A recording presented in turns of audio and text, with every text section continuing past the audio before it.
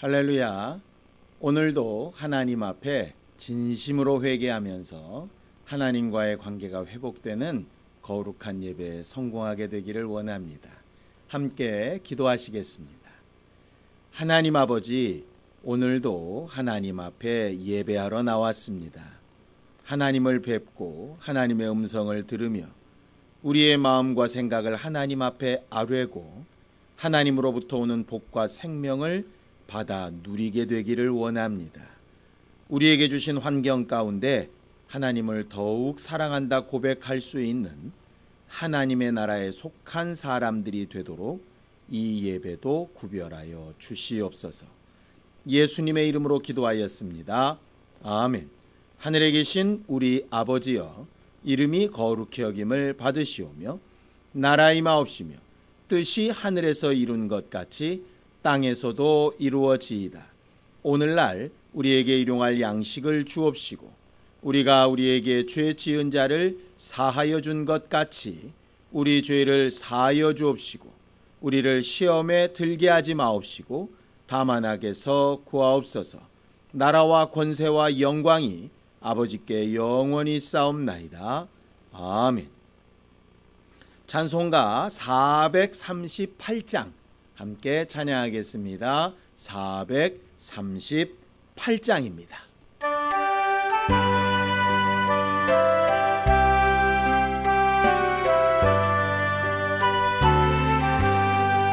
내 영혼이 은총 입어 중한 죄짐 벗고 보니 슬픔 많은 이 세상도 천국으로 화하도다. 할렐루야 찬양하세. 내 모든 죄 사함받고 주 예수와 동행하니 그 어디나 하늘나라. 주의 얼굴 뵙기 전에 멀리 뵈던 하늘나라 내 마음속에 이루어지니 날로 가깝도다. 할렐루야 찬양하세. 내 모든 죄 사함받고 주 예수와 동행하니 그 어디나 하늘나라. 높은 산이 거친 들이 초막이나 궁궐이나 내 주 예수 모신 곳이 그 어디나 하늘나라. 할렐루야 찬양하세. 내 모든 죄 사함받고 주 예수와 동행하니 그 어디나 하늘나라.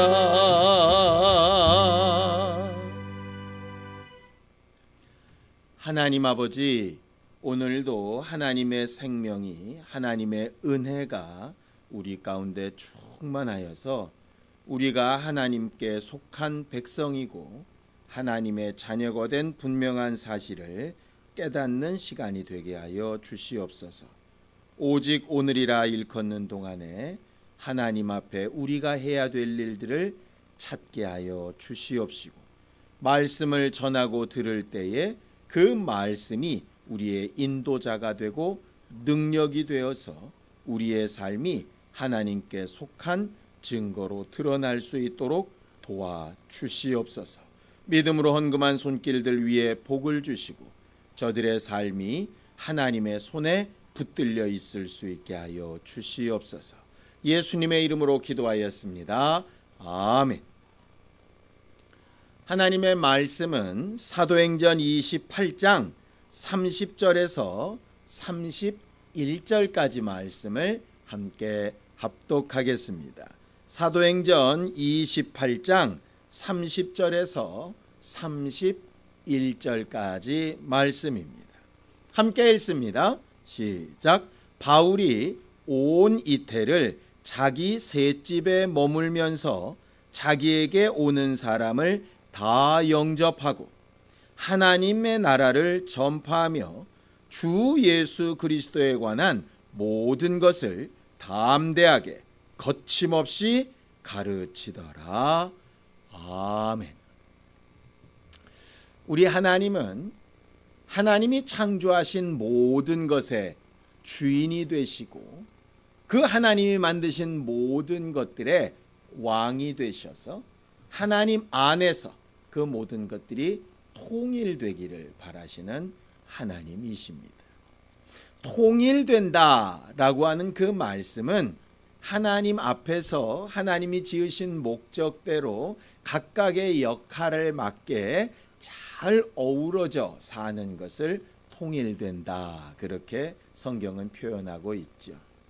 하나님이 하시는 일은 하나님이 꿈꾸시는 아름다운 하나님의 나라를 만들어 가시는 과정입니다.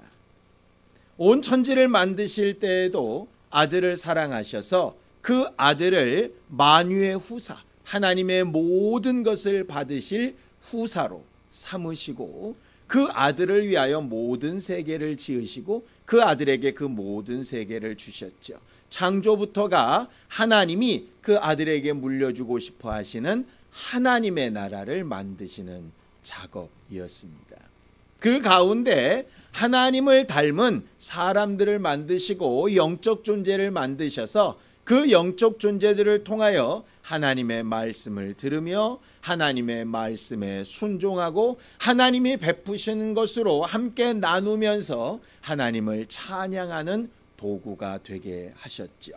하나님의 백성들을 만드신 것입니다. 율법은 주신 이유도 마찬가지입니다. 어떤 나라든 기본적인 기틀이 되는 법이 있지요. 율법은 하나님의 나라에 대한 가장 기초적인 법에 대해서 말씀하시고 가르친 것입니다.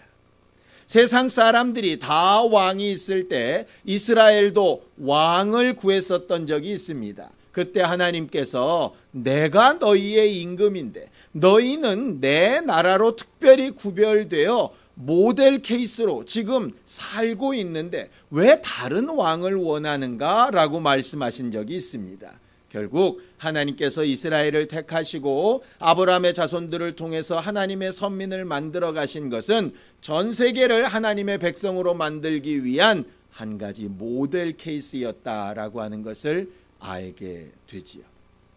하나님의 아들 예수가 이 땅에 오셨을 때에도 예수께서는 이렇게 말씀하십니다. 마가복음 1장 15절에 이르시되 때가 찼고 하나님의 나라가 가까이 왔으니 회개하고 복음을 믿으라 하시더라 그랬습니다. 예수께서 자기가 오신 것을 뭐라고 얘기하시느냐 하면 하나님의 나라가 가까이 왔다라고 이렇게 말씀하시죠.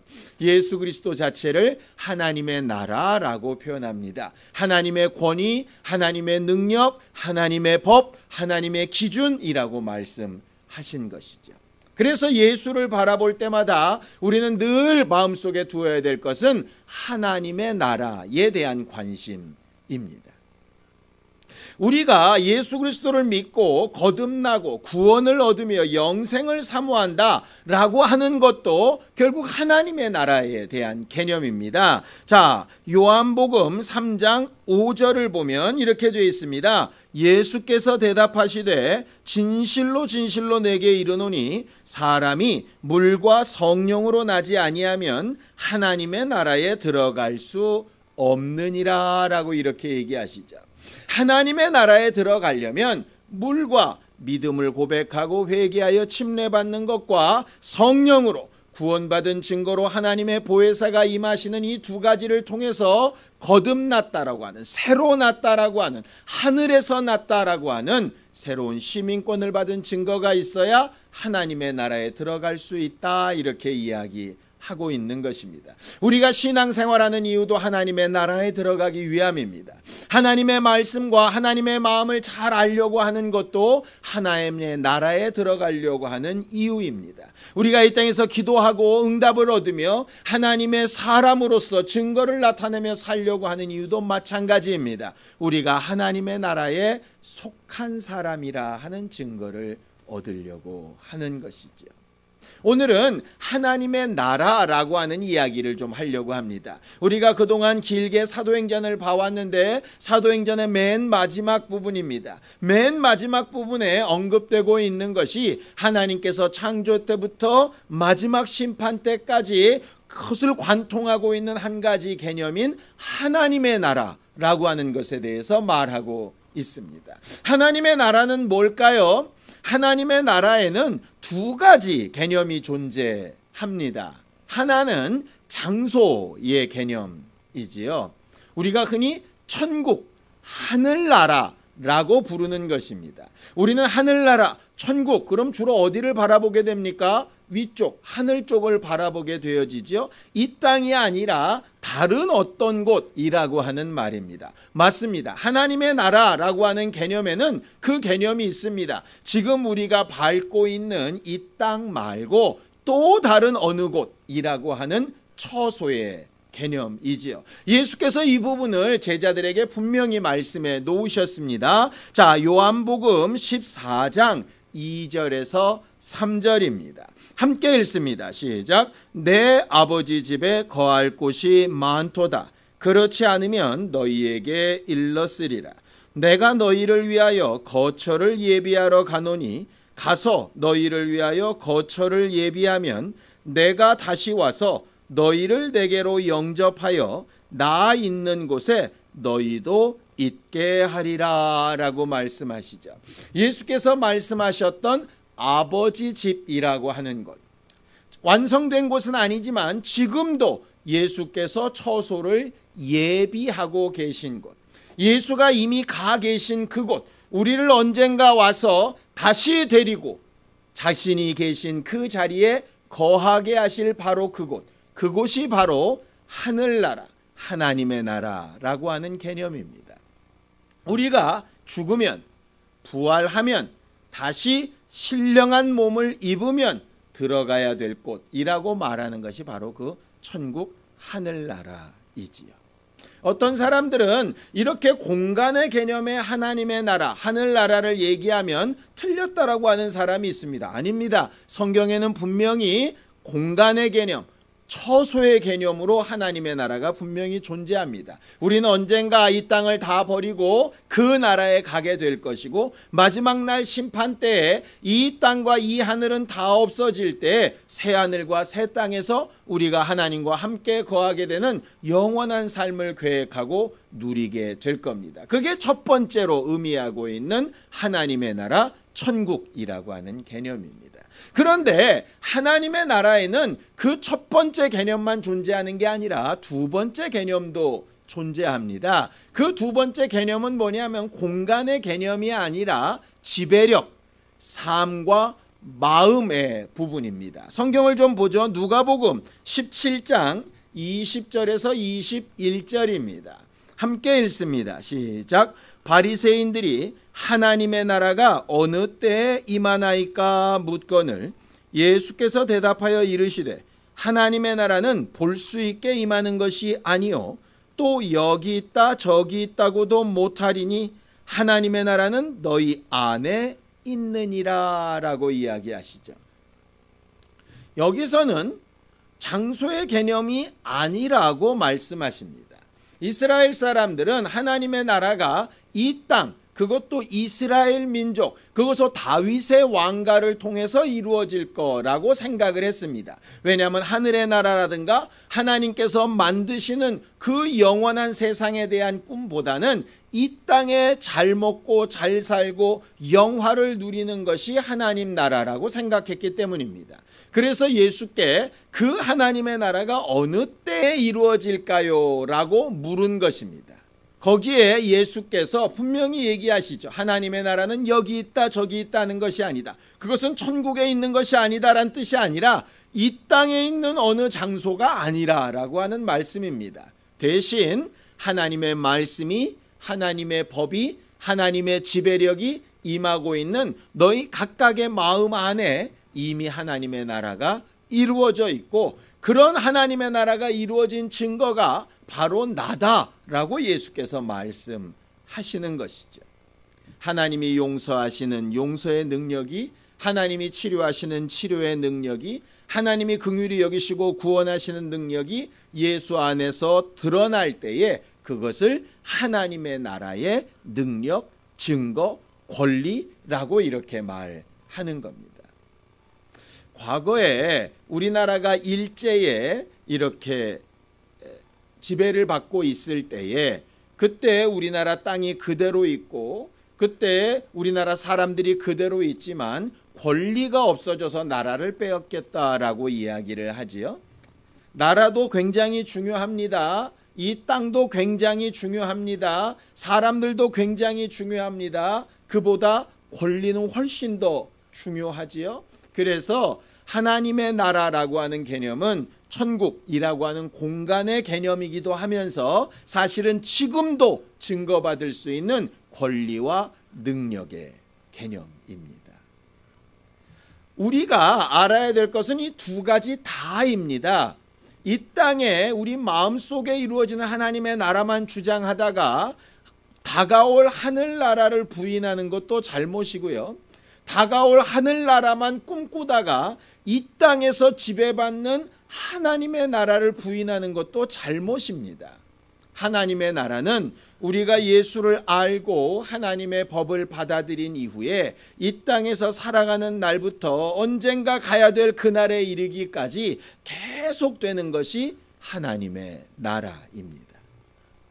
우리는 과연 하나님의 나라에 속한 사람인가 생각해 볼 필요가 있습니다. 성경은 하나님의 나라는 분명히 이런 것이라 라고 하나님의 나라가 된 특성을 몇 가지 이야기합니다. 로마서 14장 17절입니다. 함께 읽습니다. 시작. 하나님의 나라는 먹는 것과 마시는 것이 아니요 오직 성령 안에 있는 의와 평강과 희락이라 라고 이렇게 이야기합니다. 이 말은 무슨 뜻입니까? 이 땅에서 먹고 마시고 즐기고 하는 기쁨도 분명히 있습니다. 이 땅에서 우리가 세운 기준이나 우리가 세운 법에 따라서 나름대로 의롭고 착하게 사는 것도 굉장히 중요한 문제이긴 합니다. 그러나 하나님의 나라는 거기에 증거가 있는 것이 아니라라고 하는 것이죠. 어디 안에서 있다고 되어져 있습니까? 성령 안에서라고 되어져 있습니다. 성령은 예수 그리스도의 말씀과 하신 일을 증거하러 오신 보혜사이시지요. 예수가 하신 일 안에서, 예수가 말씀하신 말씀 안에서, 예수께서 우리에게 부탁하신 것 안에서 뭐를 삼아야 하느냐?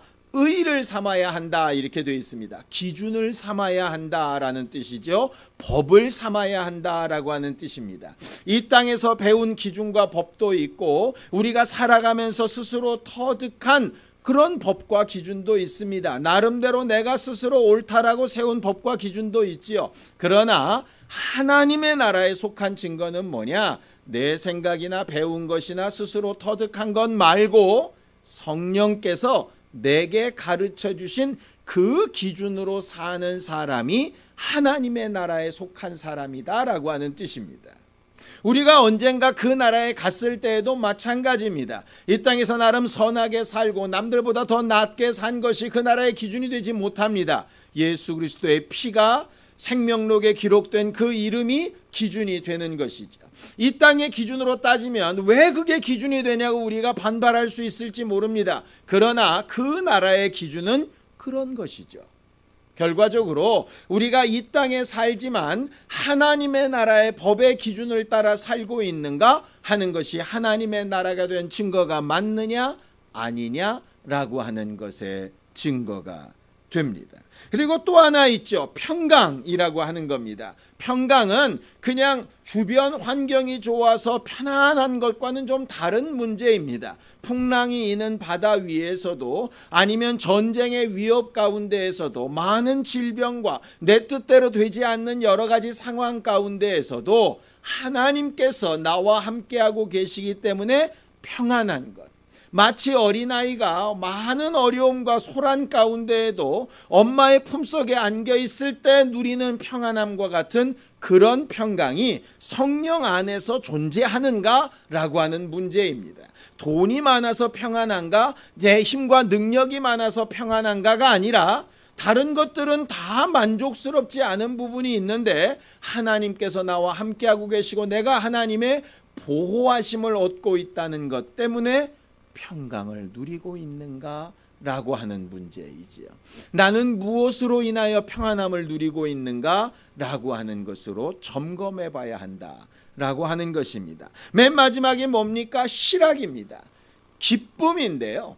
하나님께서 나를 도우시고 하나님께서 얼마든지 나와 함께 하시고 내게 필요한 것을 공급하실 것을 믿고 감사하는 마음으로 기뻐하는 것을 말합니다. 결국 뭡니까? 하나님의 나라는 이 땅에서 공급되어지는 것으로 먹고 마시고 즐기는 삶이 아니라 하나님의 기준을 알고 하나님과 함께하는 평강을 누리며 하나님께서 도우실 것에 대하여 믿고 기뻐할 줄 아는 사람들이 바로 하나님의 나라에 속한 사람이라고 하는 겁니다.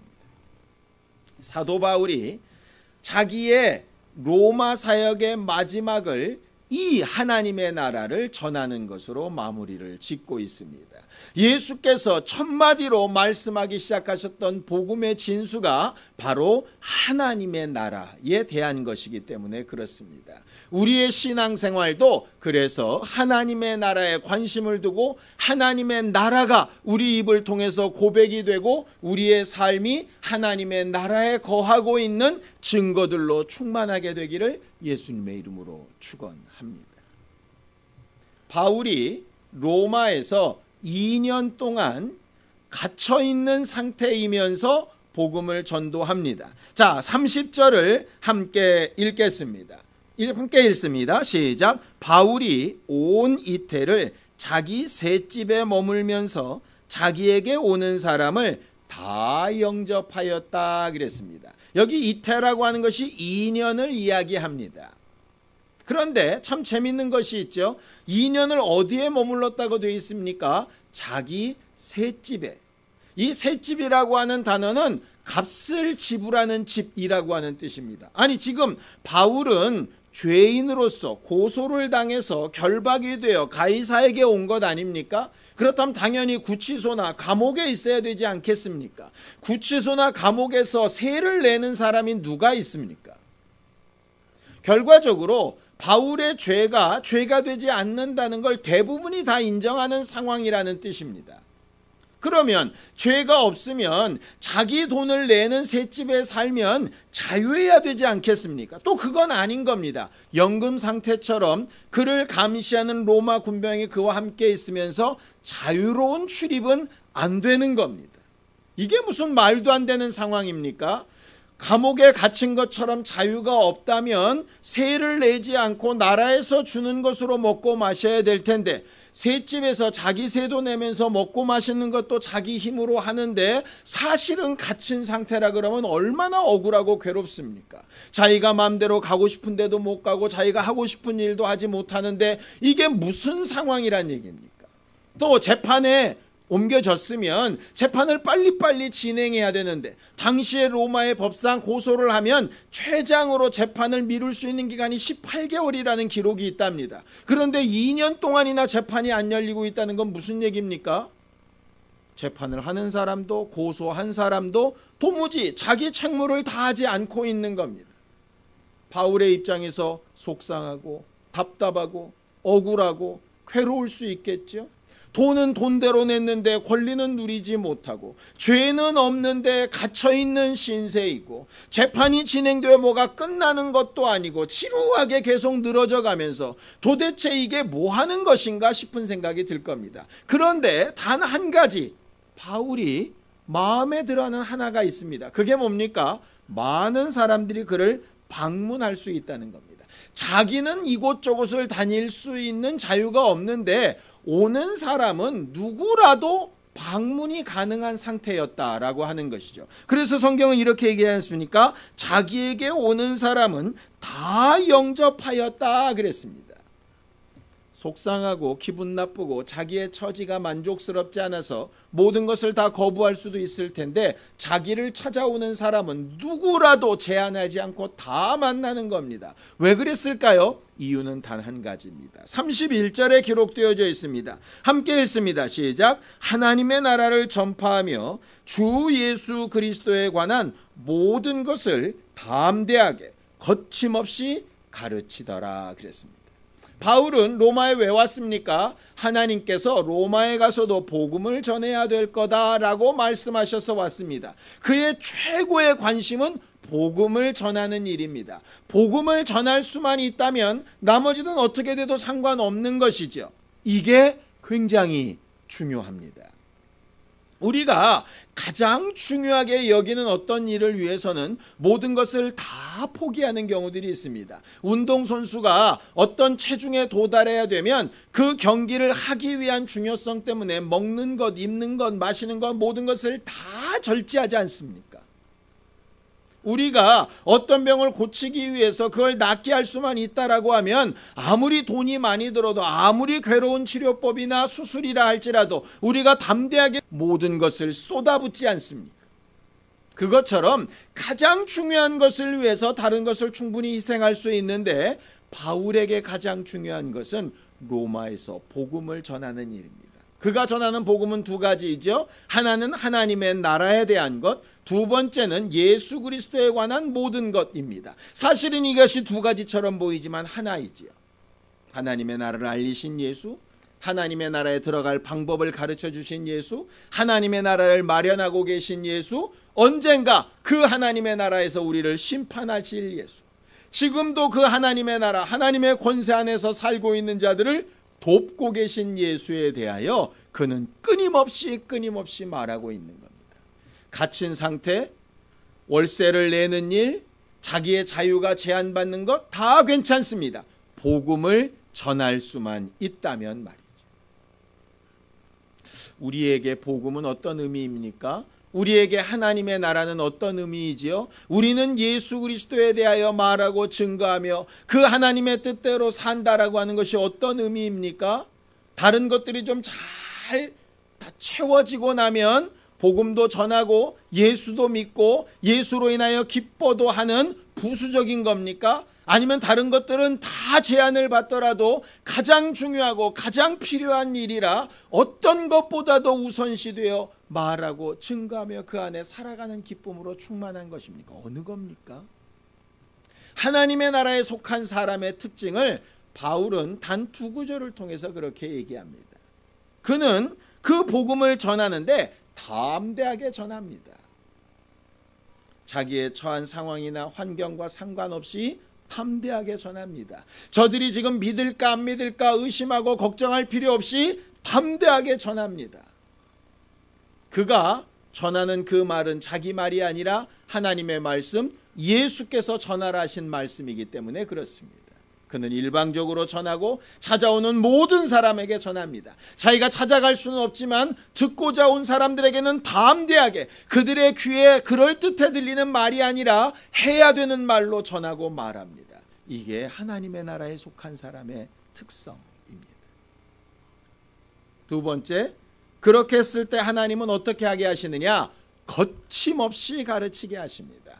거치는 모든 것들을 다 제안해 주십니다. 바울을 고소하는 자들, 바울을 재판하려고 하는 자들, 바울을 죽이려고 하는 자들, 바울의 일에 방해하려고 하는 자들의 모든 방해를 다 거칠 것이 없도록 해결하시고 비록 갇혀있는 상태처럼 보이지만 보호하시는 상태로 하나님께서 그를 쓰시고 역사하고 계신 것이죠. 무엇이 바울을 이토록 담대하게, 무엇이 바울을 이렇게 상황이나 환경이나 형편에 제한받지 않고 영향받지 않게 만들었을까요? 이유는 단 한 가지입니다. 하나님의 나라에 대한 소망 때문입니다.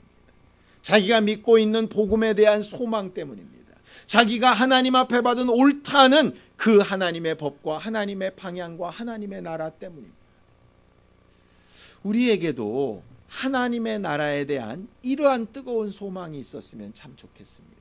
이 땅에서 잘 되는 것도 참 좋습니다. 나쁜 일 아니지요. 이 땅에서 내가 바라고 원하는 일들이 채워지는 거 정말 좋고 아름다운 일입니다. 누가 그걸 부인하겠습니까? 그러나 하나님의 나라에 속한 사람이라면, 예수를 닮은 사람이라면 그런 것들 때문에 하나님의 나라에 대한 기대를 접을 것인가? 아니면 하나님의 나라 때문에 내 감정, 내 상황, 내 형편, 내 억울함, 내 답답함, 내 불편함, 이런 것들을 다 감수하고 가장 중요한 하나님의 나라를 내가 택할 것인가 하는 것에 대한 선택이 언젠가는 필요하게 될 것입니다. 바울은 오늘 기록된 이 말씀 이후에 잠시 풀려나게 됩니다. 그래서 좀 자유한 삶을 살 때가 있었습니다. 그 이후에 또 큰 핍박이 나서 다시 체포되게 되고, 그때는 석방되지 못하고 감옥에서 목이 잘려 죽어가게 되지요. 바울의 삶은 어떻게 보면 자기가 원치 않았던 방향으로 막 흘러간 부분이 굉장히 많습니다. 자기가 스스로 옳다하고 나름 뜨겁고 열심을 가지고 살아왔던 방법과 방향에서 많이 틀어졌던 것을 보게 됩니다. 그런데 그런 여러 상황에서도 바울이 끝까지 자기 믿음을 지키며 묵묵하게 하나님의 역사를 감당할 수 있었던 건 단 한 가지 때문입니다. 하나님의 나라에 대한 소망 때문이죠. 여러분, 우리의 신앙생활은 하나님의 나라에 대한 소망으로 이루어져야 합니다. 예수께서 십자가에서 고난을 감당하신 이유도 하나님의 나라에 대한 소망 때문입니다. 그의 제자들에게 나타나셔서 숨을 내쉬며 성령을 받으라 하시고 위로하시고 격려하셨던 이유도 바로 하나님의 나라에 대한 소망 때문입니다. 지금도 우리의 어렵고 힘든 여러 가지 상황 가운데서 우리의 기도를 들으시고 우리를 도우려고 하시는 이유도 하나님의 나라에 대한 소망 때문입니다. 우리가 지금까지 신앙생활하며 우리가 살아왔던 방식이나 터전을 버리고 하나님 앞에 와서 무릎 꿇고 주 예수의 이름을 부르며 하는 이유가 뭡니까? 여기 있다 저기 있다 하는 하나님의 나라가 아니라 언젠가 다가올 그 나라, 지금부터 시작되는 하나님의 지배와 그 마음 가운데 있는 의와 평강과 희락이 하나님 때문에 내 안에 이루어지는 것을 경험하기 위해서 하는 것 아니겠습니까?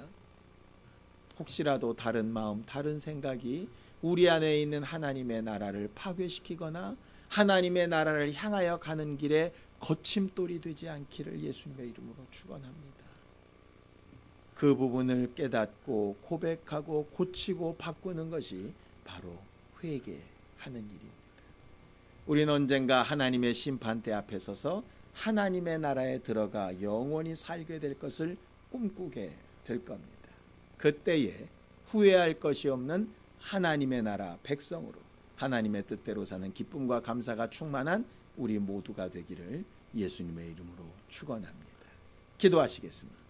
하나님 아버지, 우리를 도우셔서 우리의 신앙생활의 목표가 하나님의 나라에 있음을 분명히 알고 고백할 수 있게 하시고 하나님의 뜻대로 순종하며 살고 하나님께서 일하시고 함께 하시는 증거로 충만한 믿음의 사람들이 다 될 수 있도록 우리와 함께하여 주시옵소서.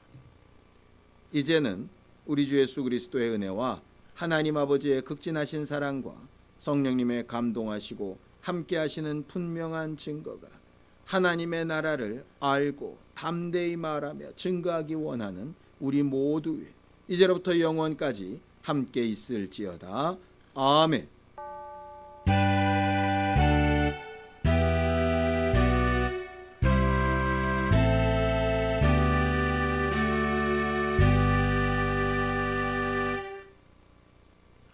하나님의 나라에 늘 거하며 행복한 우리 모두가 되기를 바랍니다. 감사합니다.